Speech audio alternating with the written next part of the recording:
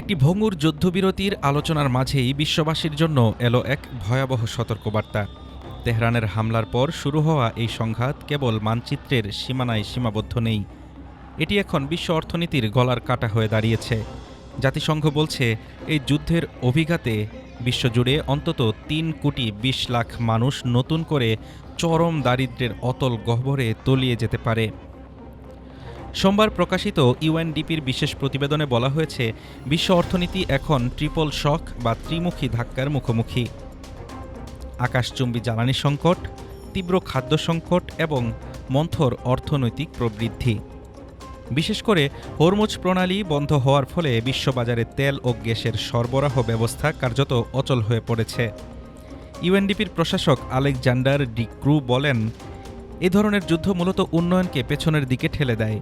এমনকি যুদ্ধবিরতি কার্যকর হলেও এর নেতিবাচক প্রভাব ইতিমধ্যে সমাজ ও অর্থনীতিতে গভীর ক্ষত সৃষ্টি করেছে। দরিদ্র দেশগুলোর সাধারণ মানুষই এর সবচেয়ে বড় শিকার হতে যাচ্ছে। জ্বালানি তেলের দাম বাড়ার প্রভাব কেবল যাতায়াতে সীমাবদ্ধ নয়, সারের উৎপাদন ব্যাহত হওয়ায় বিশ্বজুড়ে দেখা দিয়েছে কৃষি সংকট। বিশেষজ্ঞরা একে বলছেন খাদ্য নিরাপত্তা টাইম বোম। সার ও জ্বালানির অভাবে উন্নয়নশীল দেশগুলোতে খাদ্যশস্যের উৎপাদন কয়েক বছরের মধ্যে সর্বনিম্ন পর্যায়ে নামার আশঙ্কা করা হচ্ছে।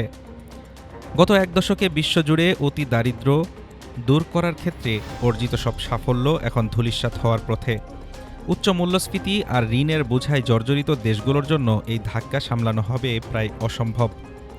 দ্য গার্ডিয়ানের সাংবাদিক রিচার্ড পার্টিংটনের প্রতিবেদনে উঠে এসেছে, আন্তর্জাতিক মহলের দ্রুত হস্তক্ষেপ ছাড়া এই মন্দা দীর্ঘস্থায়ী হতে বাধ্য। জাতিসংঘ স্পষ্ট করে জানিয়ে দিয়েছে, কেবল একটি যুদ্ধবিরতি এই সংকট কাটানোর জন্য যথেষ্ট নয়।